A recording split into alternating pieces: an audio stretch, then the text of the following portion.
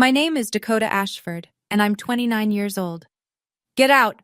I'm done paying for another man's mistake, my father said, throwing a $50 bill at my face on my 18th birthday, with my grandmother, my brother, and 6 relatives watching from the kitchen table. 11 years. That's how long I carried a sealed envelope with me. Through nursing school, through 12-hour shifts in the pediatric ward, through every Thanksgiving I spent alone. Inside was one piece of paper that could have ended everything. I never opened it in front of him, not because I was afraid, because I was waiting for the moment he couldn't look away. That moment came 6 months ago, at his 60th birthday party, in front of 80 guests, and when he finally saw what was inside, and who was standing at the door, his face turned a shade of gray I'd never seen on a living person. Before I go on, please take a moment to like and subscribe, but only if you genuinely connect with this story. Drop your location and your local time in the comments. I love knowing where you're all listening from. Now let me take you back to a Saturday morning in April, the day my mother's brother showed up with a duffel bag and said 2 words that changed my life. My mother, Marlene, was the only reason our house ever felt like a home. She had this way of standing between me and my father without making it look like she was standing between me and my father. A hand on my shoulder when his voice got sharp, a change of subject when his eyes went cold. She was a buffer, soft, constant, invisible, until you realized she was gone. She died of ovarian cancer when I was 10. The doctors gave her 6 months. She lasted 14, because that's the kind of woman she was. She fought for every extra Tuesday with us. Before she got sick, my father was already distant with me. He'd ruffle Tyler's hair at the dinner table, ask about his little league games, carry him on his shoulders at the county fair. With me, it was different. Not violent, not loud, just empty. Like I was a tenant instead of a daughter. But he kept the mask on while she was alive. The week after her funeral, the mask came off. I remember the first time I heard him say it. He was on the phone with his brother, standing in the kitchen. He didn't know I was sitting on the stairs. She doesn't look like anyone in this family, Frank. Never has. I was 10. I didn't fully understand what he meant, but I understood the tone. It was the tone of someone washing their hands. After that, it was small things at first. Tyler got new school clothes in August. I wore what the church donation bin had. Tyler got the bigger bedroom. I got moved to the room above the garage, where the heating vent didn't work right. Nana, my grandmother, would visit on Sundays. She'd slip a $20 bill into my jacket pocket when no one was looking and squeeze my hand too tight, like she was trying to say something with her fingers that she couldn't say with her mouth. It took me 20 years to understand what she was trying to tell me. By 14, the gap between Tyler and me wasn't a gap anymore. It was a canyon. Tyler got a brand new mountain bike for his 12th birthday. Red, 21 gears, a helmet to match. I asked my father for $40 to buy a used biology textbook. He didn't even look up from the television. "Ask your real father," he said. Tyler looked at me from across the room. He was 12, and even he knew that sentence was wrong. But he didn't say anything. He never did. I got a job washing dishes at Rosario's, the Italian place 3 blocks from our house. I was 15. The owner, Mrs. DeLuca, paid me $7 an hour under the table and let me eat leftover pasta after closing. That was my dinner most nights. Tyler went to soccer camp that summer. 2 weeks upstate, $400. My father drove him there himself, loaded the car with new cleats and a sleeping bag from Dick's Sporting Goods. I stayed home. I worked doubles at Rosario's. I bought my own school supplies. The thing about being the invisible child is that you learn to build a life out of scraps. You learn that nobody is coming to save you. You learn that silence is not peace. It's just the sound of everyone agreeing you don't matter. Nana still came on Sundays, still slipped me money. But now when she looked at me, her eyes had something else in them, something heavier than pity. It looked like guilt. She'd hold my face in both hands and whisper, "You're a good girl, Dakota. Don't you ever forget that." I didn't understand then why she said it like an apology, like she owed me something she couldn't give. I understand now. The day I turned 18, I baked my own cake. Funfetti, from a box. I'd bought it with tip money and made it after my shift at Rosario's. I set it on the kitchen counter, stuck a single candle in the center, and lit it with a match from the junk drawer. I wasn't expecting a party. I wasn't expecting anything. I just wanted to blow out one candle in my own house before I wasn't allowed to anymore. My father walked in through the back door. Work boots, Carhartt jacket, sawdust in his hair.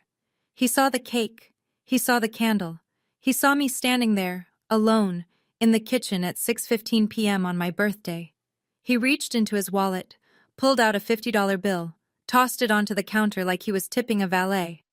"Happy birthday! Get out! I'm done paying for another man's mistake." Nana was on the sofa in the next room. I heard the creak of the cushion as she leaned forward, and then nothing.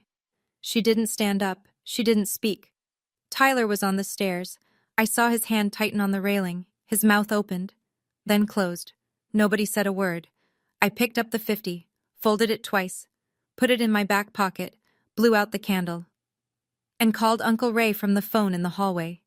He showed up 40 minutes later in his blue Ford pickup, engine idling in the driveway. I walked out with one garbage bag of clothes and a pair of shoes that didn't fit right. I didn't look back. But I made a promise to myself on that porch. One day, he would know exactly what he threw away, and it would be too late. Uncle Ray lived above his auto repair shop on Kellner Road, a 2-bedroom apartment with water stains on the ceiling and a kitchen so small you had to turn sideways to open the fridge. He'd cleared out his storage closet before I got there. Put in a twin mattress, a desk lamp, and a folded quilt that smelled like motor oil and laundry detergent. It wasn't much. It was everything. "You're home now," he said, standing in the doorway. "That's all that matters."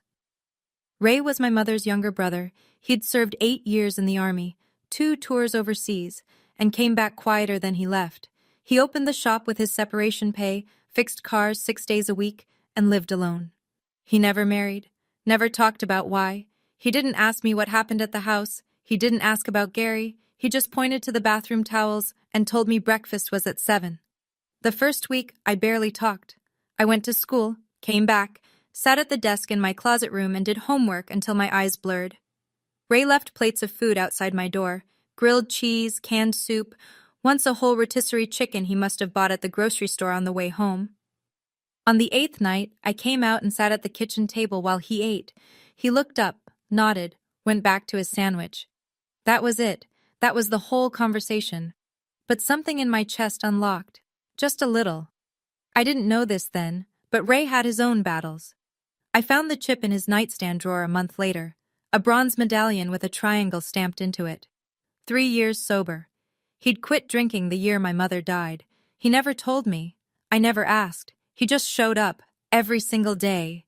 Leaving my father's house didn't set me free. It just moved the cage. Because Gary Ashford didn't stop at the front door.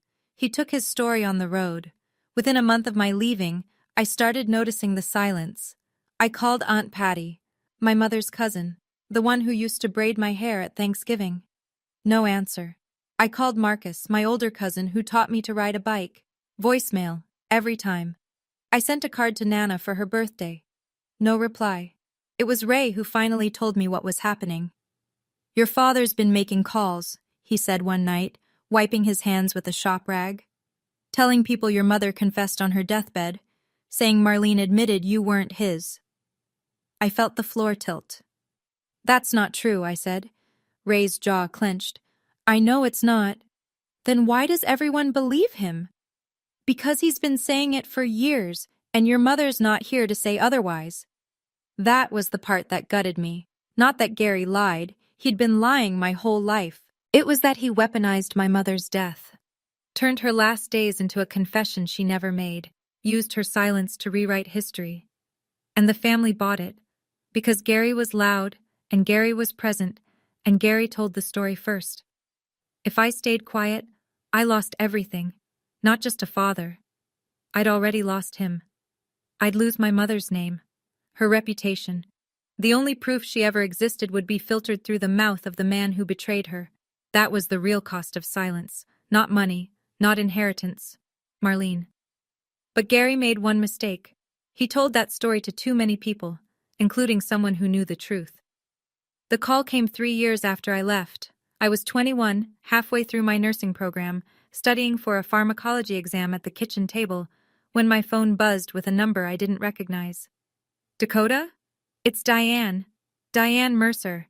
I was your mother's best friend. I knew the name. I remembered a woman with red hair and a loud laugh who came to our house on Friday nights when I was little. She and my mother would sit on the porch with glasses of wine while my father watched football inside. I heard what your father's been telling people, Diane said. Her voice was tight, like she was holding something back with both hands. About your mother, about a deathbed confession. It's not true, I said. Sweetheart, I know it's not. I was at that hospital every single day. Your mother's last words were about you and Tyler. She never said anything about... Diane stopped, took a breath. Your mother was the most loyal woman I ever knew. Then she said something that rearranged every assumption I'd ever made. Your mother didn't have a secret, Dakota. But your father does. The kitchen went very quiet. What do you mean? When your mom was pregnant with you, she started suspecting Gary was seeing someone. She never had proof. But she told me, more than once, that he'd come home at strange hours, smelling like a perfume she didn't own. I sat back in my chair. The pharmacology textbook blurred. Diane, are you saying... I'm saying that if anyone had a reason to question anyone's loyalty, it wasn't him. She paused, then quieter. If you ever want the truth, science doesn't lie. You just need a sample.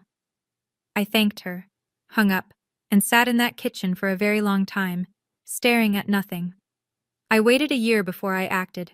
Not because I was hesitant, because I needed to be certain I was doing this for the right reason. I wasn't trying to win Gary back. I wasn't trying to prove I deserved his love. I was trying to protect my mother's name. That was the line I drew in my own mind, and I held it. The chance came at Thanksgiving. I was 22, final semester of nursing school. Tyler called me out of the blue, the first time in 4 years. Dad's going to the game at noon, he said. Come by, just for 30 minutes. I'll make coffee. I drove to the house in Ray's truck. The neighborhood looked the same. Same cracked sidewalk, same mailbox with the dented flag. Tyler met me at the back door. We sat at the kitchen table. He'd made instant coffee, too strong, in mismatched mugs. We talked about nothing. His job, my clinicals, the weather. Normal words over an abnormal silence.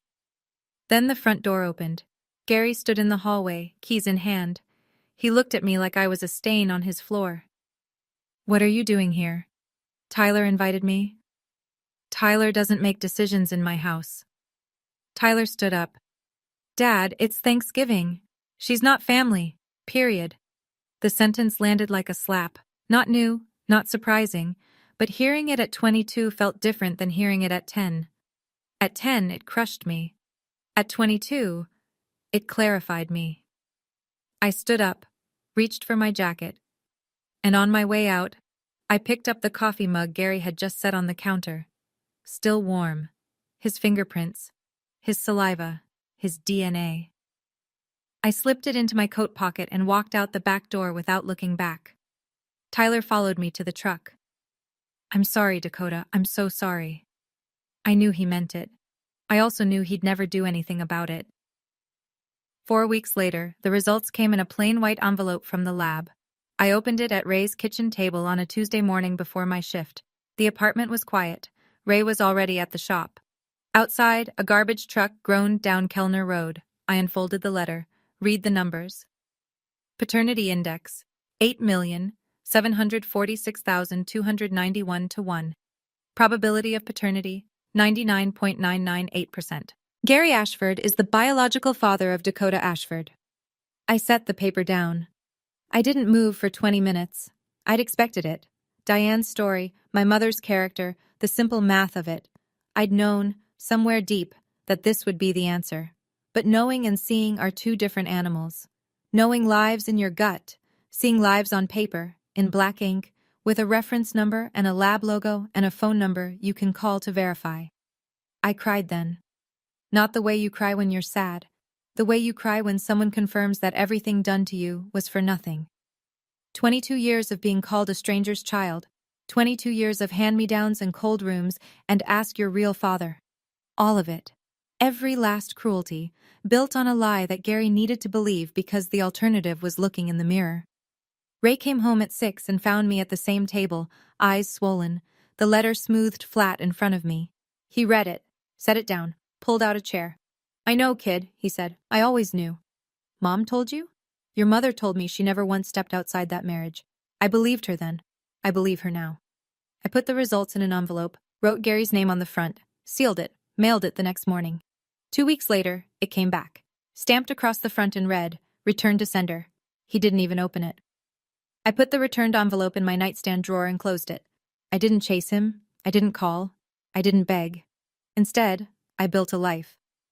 I graduated nursing school that May, second in my class. Ray was in the front row, wearing a collared shirt I'd never seen before, clapping like I'd just won the Super Bowl. Nobody else from my family came. I got hired at St. Francis Community Hospital, pediatric ward. 12-hour shifts, rotating nights, more tired than I'd ever been, and more useful than I'd ever felt. I held newborns whose parents were too scared to hold them. I changed dressings on kids who didn't cry because they'd already learned that crying didn't help. I understood those kids. By 26, I'd saved enough for a down payment on a one-bedroom apartment on Linden Street. Nothing fancy. Popcorn ceilings, a radiator that clanked at midnight. But the lease had my name on it. Just mine. That was enough. Meanwhile, Gary stayed Gary. Tyler got married at 25. I wasn't invited. I found out through a Facebook post. Tyler in a rented tux, his bride Jenny smiling wide, Gary standing behind them with his arm around Tyler's shoulder, grinning like a man with no debts. No mention of me, no empty chair, no acknowledgement that the groom had a sister. I scrolled past it, closed my phone, went to work, but the family was starting to notice cracks. A few cousins had reached out to me over the years, tentative, careful. They'd seen my nursing license posted online. They knew I was doing fine without Gary's help, and that quiet success made his story harder to sell. Then, Gary announced his 60th birthday party. 80 guests, catered, a banner and a microphone. He had something planned. I could feel it from 30 miles away. 6 months before that party, my grandmother died. Nana Ashford, 82 years old. Congestive heart failure. She went in her sleep, which was the gentlest thing that ever happened in that family. I didn't go to the funeral. Gary made it clear through Tyler that my presence would cause a scene. I sat in my apartment that night and looked at a photo of Nana holding me as a baby, one of the only pictures I had from that house. In it, she's smiling, but her eyes look like they're carrying something heavier than an infant. 3 weeks later, I got a call from a lawyer's office downtown. Nana had left something for me. Not money, not property. An envelope, sealed, handwritten instructions on the outside, for Dakota only, to be delivered after my passing. I drove to the office on my lunch break. The lawyer, a gray-haired woman named Mrs. Pratt, handed me the envelope across a polished desk. "Your grandmother arranged this 8 months ago," she said. She was very specific about the recipient. The envelope was thick. The handwriting on the outside trembled, the pen strokes of a woman whose hands were failing but whose mind was not. I opened it in my car, in the parking garage, with the engine off. Inside was a letter. 3 pages, written in blue ink on lined paper, the kind you'd tear from a spiral notebook. Nana started with an apology. She told me she'd known the truth for almost 30 years. She'd caught Gary with a woman named Karen, in the back seat of his truck, parked behind the VFW hall 6 months before I was born. Marlene was 7 months pregnant. Gary begged his mother to stay quiet. Nana did. Because he was her son, and she was afraid of losing him. She chose her son over the truth, and she spent the rest of her life living with what that cost. I read the letter 3 times in that parking garage. The second page named dates, places, details no one could fabricate. The VFW hall on Route 9, a Tuesday night in October. Karen worked at the county clerk's office. That's how Gary met her. Nana described the perfume she smelled on Gary's jacket the night she confronted him. Vanilla and something floral, cheap, not Marlene's. The third page was the part that broke me open. Dakota, you were always my granddaughter. You were always Gary's child. Your mother never betrayed anyone. Your father did. And I helped him hide it by staying silent. I am sorry. I don't deserve your forgiveness. But you deserve the truth. Nana had signed it, dated it, and at the bottom, a notary stamp. Mrs. Pratt had witnessed the signature in her office. I called Diane that evening. Nana wrote me a letter, I said. She knew about Karen. Silence. Then, she told you. You knew Nana knew? Marlene suspected. She told me once. She thought Nana had seen something but was too scared of Gary to say it. Diane's voice cracked. Your mother carried that alone, Dakota. She never had proof, just instinct. I sat on my couch with the letter in my lap. The DNA results from my nightstand beside it, and for the first time, I saw the full picture. Gary didn't hate me because I wasn't his. He hated me because I was. And every time he looked at me, he saw Marlene. And every time he saw Marlene, he remembered what he'd done. I wasn't the evidence of her sin. I was the evidence of his. I put both documents into a new envelope, sealed it, set it in my drawer. I wasn't going to find Gary, but if he ever came for me again, I'd be ready. I didn't have to wait long. 3 weeks later, Tyler called. It was a Wednesday night. I was folding scrubs on my bed when my phone lit up with his name, a name I hadn't seen on that screen in over a year. Hey, he said. His voice was low, the way people talk when they're standing in a room with someone who might hear. Hey, Dad's turning 60. There's a party, Saturday the 14th, 80 people. He doesn't want me there, Tyler. I want you there. A pause. You're my sister. Something in my chest seized. In 27 years, Tyler had never said those words out loud, not once. Not in the kitchen when Gary made his remarks, not at the birthday with the $50 bill, not in any of the silence that followed. Why now? I asked. Because Jenny's pregnant. His voice shook slightly. And I've been thinking about what kind of family I want this kid to grow up in, and it's not what we had. I closed my eyes. Tyler, if I show up, it won't go well. I know, but I'm asking anyway. I thought about it for 3 days, talked to Ray. He listened without interrupting, the way he always does, leaning against the counter, arms crossed, eyes steady. What do you want to do? He asked. I want to go. For Tyler. For Mom. Then go. Will you come? I'll be outside, in the truck, in case you need to leave fast. That was Ray. No speeches, no drama, just a truck with the engine running and a man who'd never once let me down. Saturday morning I got dressed. White blouse, simple earrings, flats. I picked up the envelope from my drawer and slipped it into my bag, just in case. The party was in full swing when I pulled up. Gary's house, the house I grew up in, sat on a quarter-acre lot at the end of Maple Drive. The lawn had been mowed for the occasion. String lights zigzagged between the garage and the fence posts. A folding table by the gate held a cooler, stacks of paper plates, and a sheet cake with "Happy 60th, Gary" piped in blue frosting.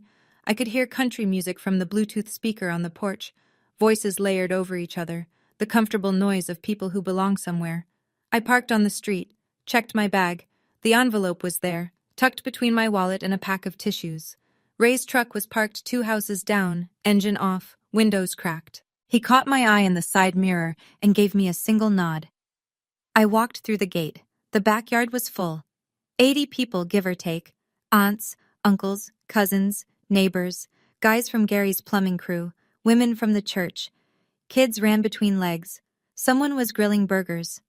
The air smelled like charcoal and cheap beer and cut grass. A few heads turned when I walked in. Conversations stuttered.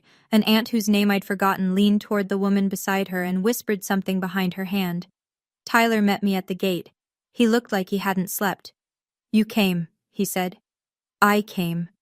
He led me to a chair at the far end of the last table, the one closest to the back fence, farthest from the main gathering.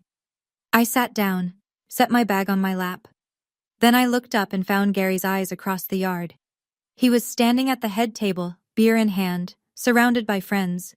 His smile disappeared the second he saw me. And I understood, right then, that this was never going to be a quiet evening. For the first hour, Gary pretended I wasn't there. He worked the crowd the way he always did. Handshake, backslap, laugh, repeat. He was good at this. He'd spent 60 years learning how to fill a room with a version of himself that people wanted to believe in. The hard-working plumber, the devoted father, the man who sacrificed everything for his family. It was a convincing performance. It always had been. Around 7 o'clock, someone clinked a glass. The music faded. Gary walked to the center of the yard where a microphone stand had been set up next to the cake table. He tapped the mic twice. The crowd gathered in a loose semicircle. "I want to thank everyone for being here tonight," he said. 60 years. Can't believe it. Laughter. Applause. He talked about his life, his work, how he'd built his crew from nothing, how he'd raised his family in this very house, on this very lawn. He gestured around the yard, and people nodded. Then he called Tyler up. Tyler walked to the microphone slowly, hands in his pockets. Gary put his arm around him and pulled him close. "This is my boy," Gary said into the mic. "My only boy. My legacy." He said it with the warmth of a father and the precision of a surgeon. My only boy, not my oldest, not one of my kids. My only. A few guests glanced in my direction. I kept my face still. "Some of you know," Gary continued, and his voice shifted, lower, more deliberate. "My first wife made choices I had to live with for 18 years. He paused, let it land. "I won't go into detail, but tonight, I want to make something official." He looked out at the crowd with the calm authority of a man who believed he'd already won. "This house," Gary said, one hand on Tyler's shoulder, the other gripping the mic. "Everything I built, it goes to Tyler, because family means blood. Real blood." Applause. Scattered, uncertain, but enough. A few of the plumbing crew guys whooped. A neighbor clapped too hard. Then Marcus, my cousin, standing near the cooler, said what no one else would. "What about Dakota?" It came out quiet, but the microphone caught the silence after it. Gary heard. His head turned slowly toward Marcus, then toward me. He smiled. The kind of smile that isn't a smile at all. "Dakota?" He chuckled into the mic. "She's here as a guest tonight, not as my daughter." The yard went still. Someone set down a plate. A child's voice carried from somewhere near the house, unaware. But Gary wasn't finished. He looked directly at me. Across 80 people. Across 29 years.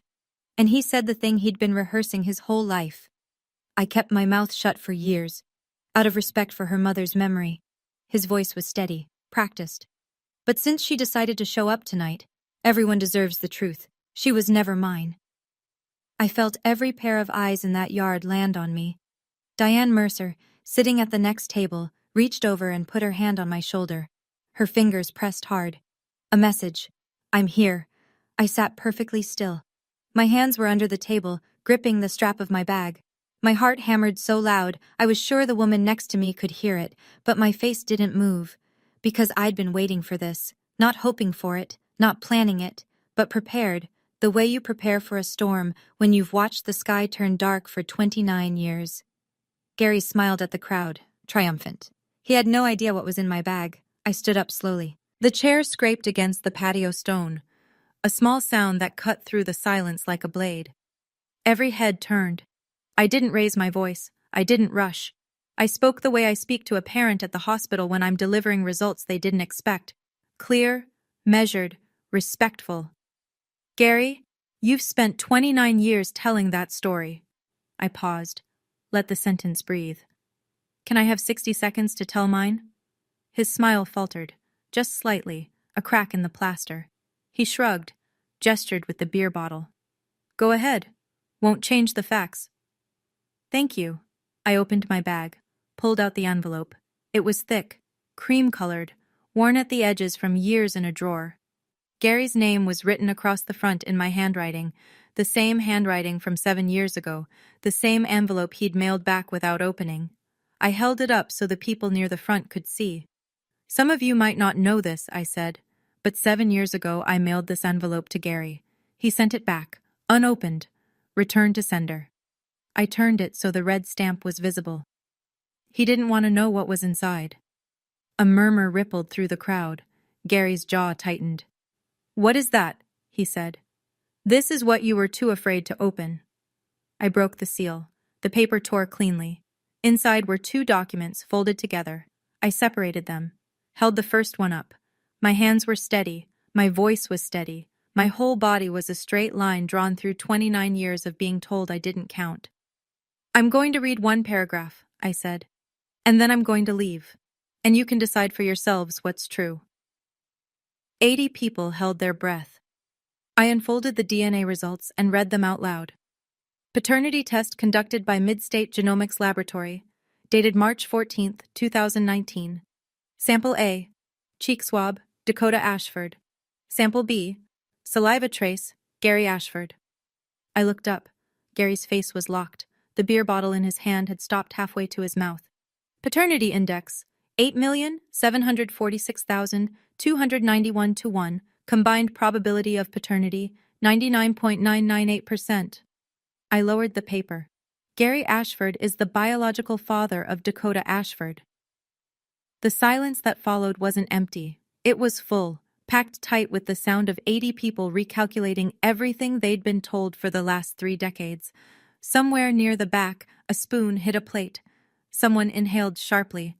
A woman I didn't know covered her mouth with her hand. Gary spoke first. Of course he did. "That's fake." His voice was flat, controlled, but the color was draining from his face like water from a tub. "She fabricated it." I held the paper toward Marcus, who was standing closest. "Lab name, phone number, and case reference number are printed at the bottom. Call them right now if you want." Marcus took the paper, read it slowly, looked up at Gary. "It's from Midstate, Gary. It's legit. I don't care where it's from. The reference number is right here. Anyone with a phone can verify it in 5 minutes." Gary's mouth opened, closed, opened again. "This doesn't prove anything," he said. But his voice had changed. The command was gone.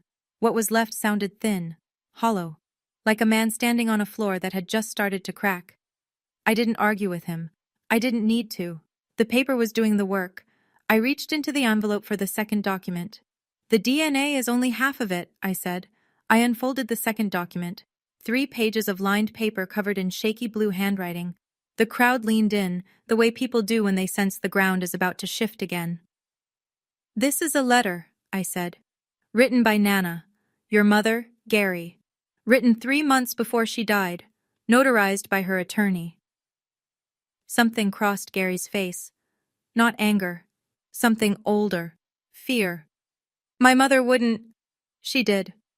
I didn't read the whole letter. That wasn't mine to share. I read 2 sentences. The only 2 that mattered.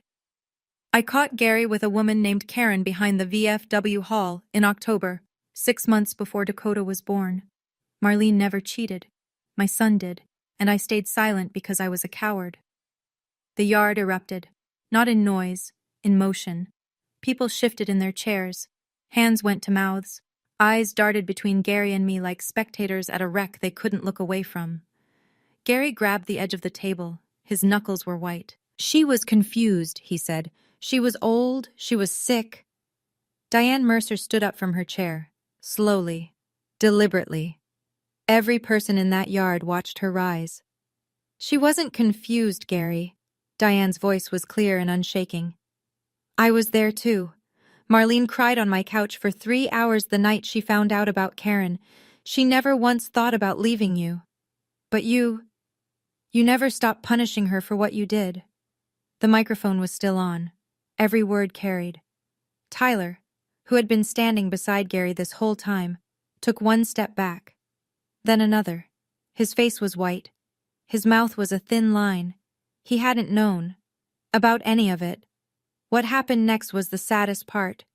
Not because I felt sorry for Gary, because I watched a man try to save a lie that had already died, and he couldn't stop himself. "This is my birthday!" Gary shouted. His hand slammed the table. Paper plates jumped. A cup of soda tipped over, and nobody picked it up. "You planned this. You came here to destroy—" "I came because Tyler asked me to. She's trying to get the house. She's been scheming." I don't want your house, Gary. My voice was level. I made sure of that. I have my own home. I pay my own rent. I don't need anything from you. He looked around the yard, searching for an ally, for someone to nod, to step forward, to say she's lying, but every face he found was either looking away or looking through him. Marcus set the DNA paper on the table, folded his arms. Aunt Patty was crying, quietly, into a napkin. A man from Gary's plumbing crew, I didn't know his name, put down his plate and walked toward the gate without a word. Then Tyler spoke. "Dad," his voice cracked. "Is it true? About Karen?" The whole yard held still. Gary looked at his son, his golden child, the one he'd built his entire identity around. And for one moment, I thought he might tell the truth. I thought 30 years of lies might finally collapse under their own weight. But Gary just stood there, jaw working, eyes wet, saying nothing. And that silence, that refusal to deny it when it mattered most, was louder than any confession. Tyler's hand dropped from his father's shoulder. "That's what I thought," Tyler whispered. Gary was still standing, but everything underneath him had already fallen. I could have stopped there. The DNA was red. The letter was out. The silence had spoken. But Gary had asked one question for 29 years, and I decided, standing in that yard with 80 witnesses and a fold of paper in my hand, that he deserved an answer. "You always wanted to know who my real father is," I said. Gary's eyes snapped to mine. "He's standing right outside." I pointed toward the front of the house. Through the side gate, past the driveway, you could see the street. And there, parked under the elm tree, was Ray's blue Ford pickup. And there, leaning against the driver's side door with his arms crossed, was Uncle Ray. He wasn't trying to make an entrance. He was just there, steady, the way he'd been for 11 years. Gary moved to the edge of the yard and looked through the gate. When he saw Ray, something drained from his face, the last trace of color, the last thread of authority. He looked like a man watching his own house burn from across the street. "Ray taught me to drive," I said. "Ray paid for nursing school. Ray showed up every Christmas you didn't." I folded the documents, placed them on the table in front of Gary's empty chair. "DNA says you're my father, but Ray is my dad." The envelope sat on the table between a paper plate and an untouched slice of cake. "Keep these," I said. "This time, try opening them." I picked up my bag, smoothed my blouse, and walked toward the gate. Behind me I heard a chair scrape, then another. Aunt Patty's footsteps followed mine. Diane was already at the gate, holding it open. Marcus nodded as I passed. Didn't say anything. Didn't have to. I didn't run. I didn't cry. I just walked, out of that yard, down the driveway, into the rest of my life. Ray opened the passenger door before I reached the truck. I climbed in. He closed it behind me. Walked around to the driver's side. Got in. Started the engine. Neither of us spoke for 2 blocks. The street was quiet. Porch lights clicked on as the evening darkened. A sprinkler hissed somewhere on a lawn we'd already passed. "You okay?" Ray said, eyes on the road. "I'm done," I said. "Finally, I'm done." He nodded, reached over and turned on the radio. Low. Some country station playing a song I didn't know. Pedal steel and a quiet voice singing about a long way home. And then I cried. Not the way I cried in Ray's kitchen at 22, when the DNA results first came back. That was grief. This was different. This was the sound of something heavy being set down after carrying it so long your arms forgot what empty felt like. I cried for my mother, who never got to defend herself. For Nana, who tried to make it right too late.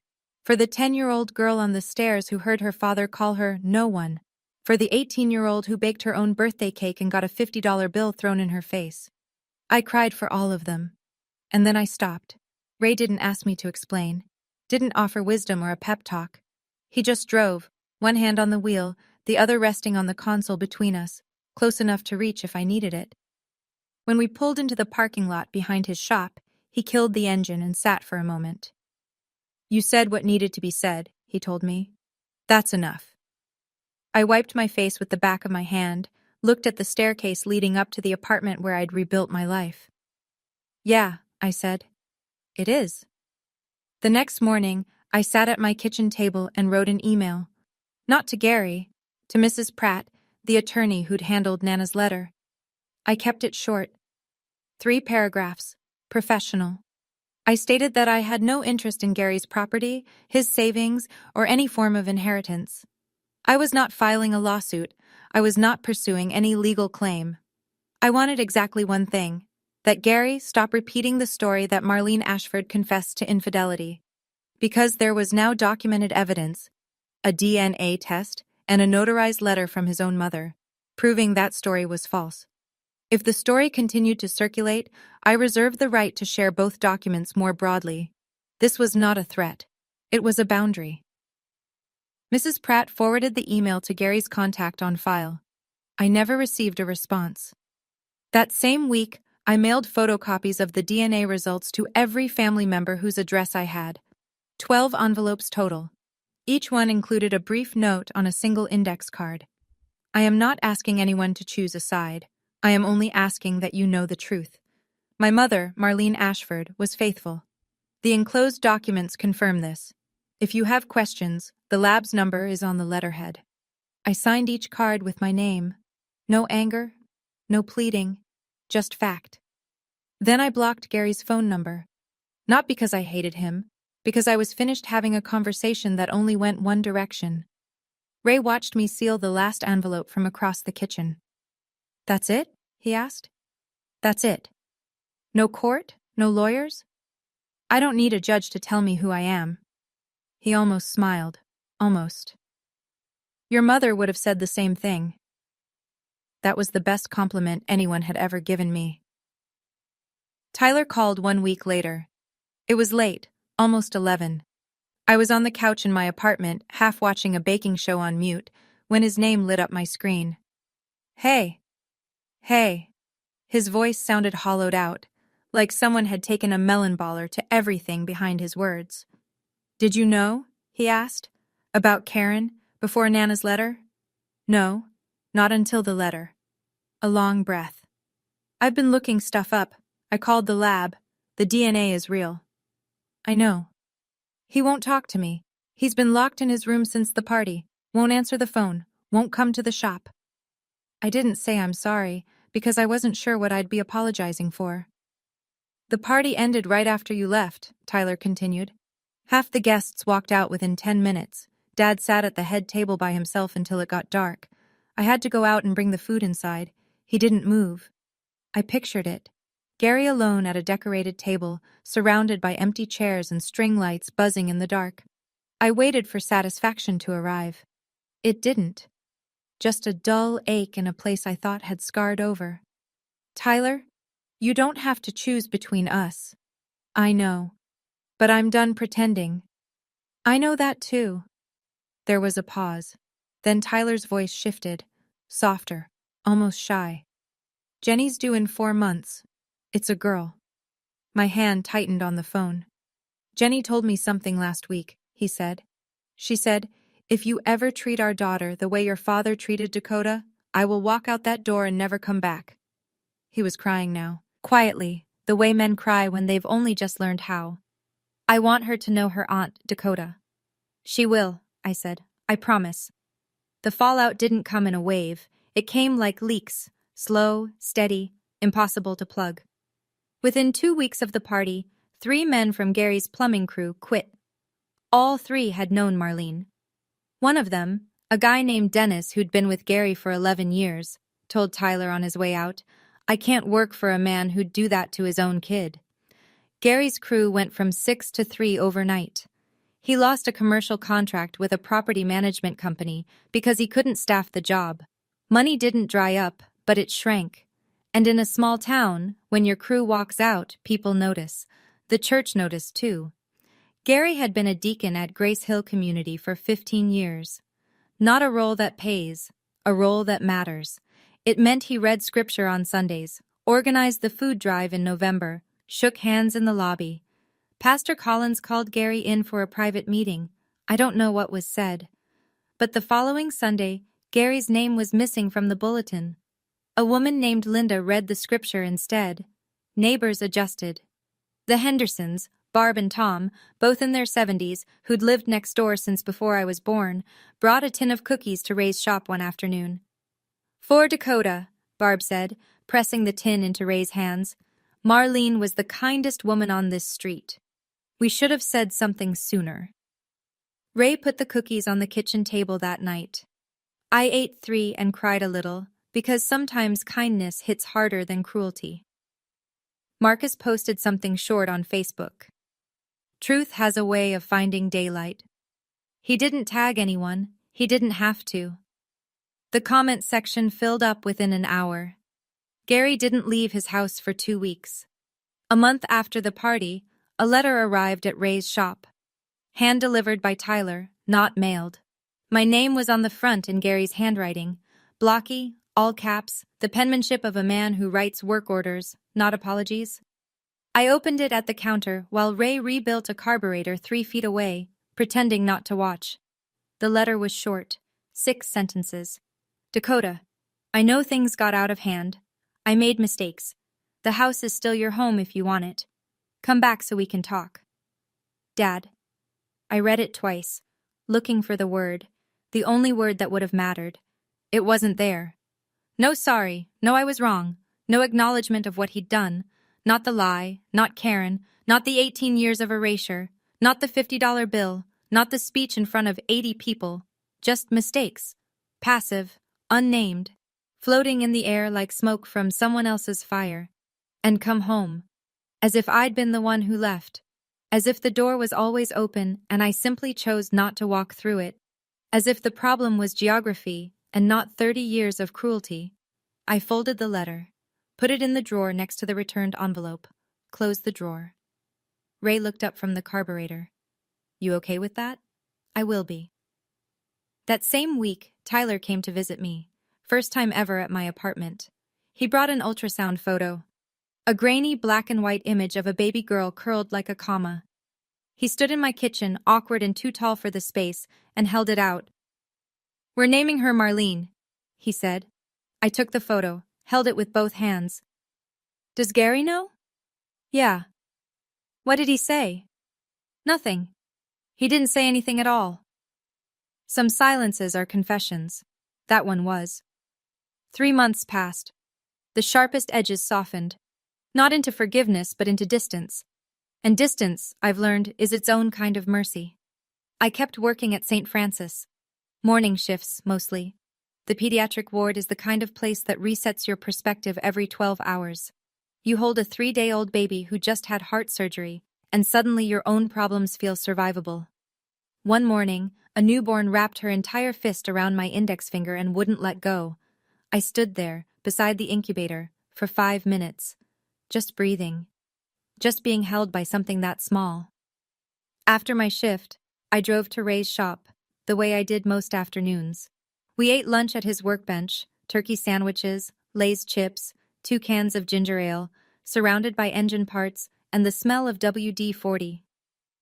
"Your birthday's next month," Ray said, wiping mustard off his thumb. 30, the big one. What do you want to do?" I thought about it. "Bake a cake," I said. "A real one. Invite Tyler and Jenny. Invite Diane. Invite Patty and Marcus. Blow out the candles. Actually blow them out this time." Ray smiled. "A real one. The kind that crinkled the skin around his eyes and made him look 10 years younger." "Finally get to do it right," he said. "Yeah, finally." I looked up at the wall behind the kitchen table. The $50 bill was there, framed in a cheap black frame from the dollar store. I'd hung it the week I moved in, not out of bitterness, out of memory. That bill was the price Gary put on me. $50 for 29 years of a daughter he refused to claim. I was worth more than that. I'd always been worth more than that. I just needed a while to believe it. If you're listening to this story and you have a Gary in your life, I'm not going to tell you what to do. I don't know your situation. I don't know what you've survived or what you're surviving right now. I don't know if your Gary is your father, your mother, a sibling, a spouse, or someone else who decided you weren't enough and spent years making sure you believed it. But I know this. You don't owe loyalty to someone just because you share DNA. Blood doesn't earn trust. Behavior does. And the people who love you, really love you, are the ones who show up without being begged, without conditions, without keeping score. My mother couldn't protect me anymore. She ran out of time. Nana knew the truth for 3 decades but was too afraid to speak. Tyler loved me but didn't have the courage to stand up until the walls were already falling down. Uncle Ray had no obligation. None. I wasn't his daughter by law, by blood, by any document you could file. He was just a man with a spare room and a decision. Show up or don't. He showed up every single day. When I couldn't sleep, when I failed my first clinical exam, when I sat in his kitchen at 22, crying over a DNA result that confirmed what he already knew. He never said, "I'm your father now." He didn't have to. He just was. I didn't win because of a piece of paper. I won because I stopped letting one man's lie define my worth. The DNA didn't set me free. Deciding I was done, that set me free. Setting a boundary isn't revenge. It's the first time you choose yourself. If nobody's told you that today, I'm telling you now. So here's where things stand. I'm 29, about to turn 30. I still work the pediatric ward at St. Francis. I still eat lunch at Ray's workbench on Tuesdays and Thursdays. He still makes the sandwiches too thick. And I still don't complain. Tyler calls me every Sunday. It's the first real relationship we've ever had, not built on a shared house or a shared father, but on the simple choice to pick up the phone. Jenny sends me photos of her growing belly. The nursery is painted soft yellow. There's a name stenciled on the wall in white cursive letters. Marlene. Baby Marlene was born 2 months ago, 7 pounds, 4 ounces, at 3:47 in the morning. I was in the waiting room. Tyler came through the double doors, scrubs wrinkled, eyes red, grinning so wide it looked like his face might split. "You want to hold her?" I held my niece. She had dark hair like mine, like our mother's. Diane and Patty were at the hospital too. Diane brought flowers. Patty brought the blanket she'd crocheted in secret. We stood around Jenny's bed and passed that baby from arm to arm, and for a few minutes, we were the kind of family Marlene would have wanted. Gary? I don't know. I don't ask. Tyler doesn't bring it up, and I don't push. I heard through Marcus that he's still in the house on Maple Drive. Alone, not broke, just empty. The $50 bill is still framed on my wall. I see it every morning when I make coffee.